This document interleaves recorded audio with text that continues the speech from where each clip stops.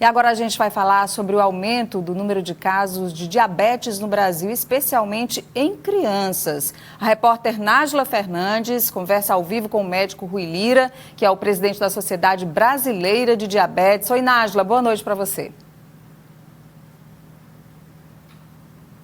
Então, daqui a pouco a gente Boa noite a você e a todos que estão acompanhando o jornal Cidade Verde. Nádia, eu tenho aqui números que chamam bastante a atenção. O país ele tem cerca de 16 milhões de pessoas com diabetes tipo 2. E o que chama mais ainda a atenção é que essa é uma doença mais comum em adultos. E a gente está com números aqui de crianças, 16 milhões de pessoas e uma parcela considerável de crianças com a doença. Quem vai conversar com a gente sobre esse assunto, até para a gente entender o que está acontecendo, se as pessoas estão se cuidando menos, enfim. Vou conversar agora com o médico endocrinologista Rui Lira. Ele é presidente da Sociedade Brasileira de Diabetes. Doutor, boa noite para o senhor. Esse número, ele chama a atenção. Quando eu falo de 16 milhões de pessoas no país com diabetes, qual seria a parcela de crianças com a doença? Primeiro, boa noite, é um prazer estar aqui com vocês. Hoje os números da Sociedade Brasileira de Diabetes já não são mais 16 milhões, e sim 20 milhões de diabéticos. E esse é um quadro que preocupa bastante como um todo, porque boa parcela desses indivíduos portadores de diabetes, eles podem ter complicações. As crianças diabéticas, elas normalmente contemplam um diagnóstico que nós chamamos de diabetes tipo 1. Que é um diabetes que normalmente se inicia na infância e adolescência. Ela tem como característica a falência total das células produtoras de insulina, que são as células beta-pancreáticas, e imediatamente eles passam a necessitar de insulina como tratamento. Esse grupo responde por 5, 7, no máximo 10% dos diabéticos. O que está acontecendo para esse aumento no número das doenças, inclusive em crianças? Falta mais cuidado com a alimentação, hábitos em outras áreas que podem fazer a diferença? Na verdade, deixa eu começar a falar do diabetes tipo 2, que responde por 90% dos diabéticos. Esse paciente com diabetes tipo 2, normalmente ele tem sobrepeso ou obesidade, tem um forte histórico familiar, e se ele não se cuida, ele vai ter o seu diagnóstico aos 35, 40 anos de idade. Vale a pena colocar que hoje a gente, como você mesmo disse, as crianças cada vez mais têm um hábito alimentar inadequado e talvez com menos atividade física. E uma criança ou adolescente com sobrepeso ou obesidade aumenta muito o risco de diabetes na idade adulta. E muitas vezes essa instalação de diabetes tipo 2, ela pode acontecer até precocemente. Então, de fato, um hábito alimentar não saudável e pouca atividade física, vida sedentária, ajudam ao ganho de peso e o incremento do diabetes. A questão da genética influi em alguma coisa? Definitivamente. Embora diabetes tipo 1 e diabetes tipo 2 ambos sejam diabetes, elas têm características diferentes até na sua causa. E a genética, definitivamente, ela está presente tanto no diabetes tipo 1 como no diabetes tipo 2, razão pela qual aquele indivíduo diabetes tipo 2, por exemplo, que tem histórico familiar de diabetes, ele tem um risco muito maior de se tornar diabético na idade adulta. Então, definitivamente, genética está presente nos dois tipos de diabetes. No caso das crianças, qual é o tratamento? Seria o mesmo aplicado nos adultos? Na verdade, as crianças, como eu disse, normalmente tem o diabetes tipo 1 e o tratamento é insulinoterapia. É a utilização de insulina por via subcutânea. Já no diabetes tipo 2, ele tem uma gama enorme de medicamentos orais e mesmo injetáveis que não sejam insulina. Então, existe uma ecleticidade no número de fármacos que podem ser utilizados no diabetes tipo 2. A gente sabe que manter, pelo menos a maioria das crianças, doutor, longe dos doces, longe do açúcar e de outros alimentos que podem, não é, contribuir para um agravamento da doença, é difícil quando a gente está falando de criança, não é?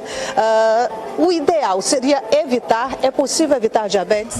Na verdade, existe uma visão equivocada de que as pessoas que consomem muito doce, elas aumentam o risco de desenvolvimento de diabetes.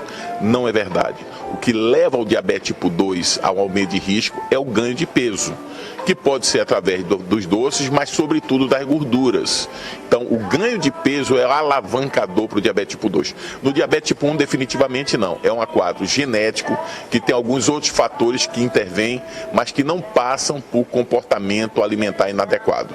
O diabetes tipo 1, quando ele tem sua característica genética com esses fatores outros ambientais, ele leva o diabetes tipo 1 independentemente da alimentação.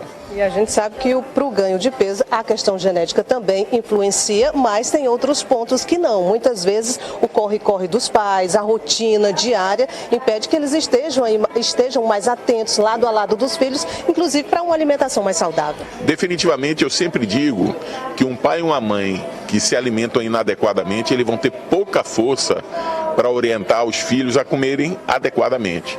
Então eu sempre digo que o exemplo dos pais alavancam uma alimentação saudável dos filhos. Então essa é a primeira dica que eu dou. A segunda é que nas escolas, que normalmente você encontra o quê? Sanduíche, cheeseburger, hambúrguer, que se coloque ao menos em paralelo uma salada de fruta, uma alimentação saudável. Então se as cantinas tiverem esse cuidado e se as próprias escolas, vamos dizer, estimularem a alimentação mais saudável, definitivamente a gente vai ter um melhor resultado. E aí para aquele pai que nem desconfia, para aquele pai, para aquela mãe, o responsável que nem desconfia que a criança pode estar ali já com aquele sinal do diabetes, tem sintomas, de que modo eles podem observar? O diabetes tipo 1 tem uma instalação abrupta. É aquela criança que num dia está totalmente normal e no dia seguinte começa a ter muita sede, beber muita água, urinar muito, ter um quadro que nós chamamos de consumptivo, ele começa a diminuir o seu nível geral, o seu estado geral. Então, rapidamente, essas crianças são levadas ao hospital e lá, normalmente, se faz o diagnóstico no hospital e muitas vezes na UTI, porque a instalação da doença é abrupta. É diferente do diabetes tipo 2. O diabetes tipo 2, você tem um quadro insidioso e progressivo, as pessoas começam a se alimentar mal, passam a ter um quadro que nós chamamos de pré-diabetes, não diagnosticam isso e evoluem para o diabetes. Então são dois tipos de diabetes que têm comportamentos diferentes. No caso do tipo 2, realmente é mais comum em pessoas a partir dos 40 anos? 35, 40 anos de idade, definitivamente. E impressionante é que grande parte, no Brasil hoje, 30% dos diabéticos, eles não são diagnosticados. Eles têm diabetes e não têm sua condição diagnosticada, o que é definitivamente um risco até para a apresentação de complicações ao longo do tempo. Ou seja, quanto mais cedo descobrir e começar a tratar, melhor. Definitivamente essa é a nossa recomendação como Sociedade Brasileira de Diabetes. Diagnóstico precoce e intervenção para que esses indivíduos eles tenham uma melhor qualidade de vida e com menos complicações. Okay. Dr. Rui Lira, presidente da Sociedade Brasileira de Diabetes, médico endocrinologista, muito obrigada por participar aqui do Jornal Cidade Verde junto com a gente. O senhor que está vindo de fora, né, hoje aqui no nosso Piauí.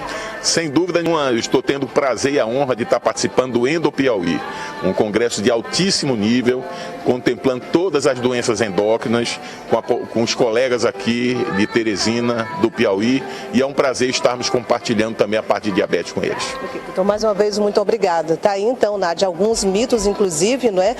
Algumas pessoas acreditavam que apenas o açúcar, não é? Era o grande vilão aí da doença, mas é bom sempre lembrar da gordura também, não é? O que leva ao sobrepeso, ao aumento de peso, independente da idade, seja criança ou adulto, é sempre bom ficar atento, inclusive aos sinais. E a gente lembra que aquele velho check-up, pelo menos anual, é necessário também para as duas fases da vida. Isso pode evitar não só a diabetes, mas diversas outras doenças. Volto com você, Nádia. Obrigada, Nájila Fernandes. Muito bom. Dieta, gente, foco, equilíbrio. Tudo na vida é equilíbrio, né? Nem tanto ao mar, nem tanto à terra. Uma alimentação saudável, livre de gorduras e de açúcares também. E lembrar que no açúcar não é só o açúcar que vem da cana, que faz mal, não. É aquele açúcar que vem do carboidrato também, que em excesso se transforma em açúcar, que também pode fazer mal para o seu corpo, tá bom?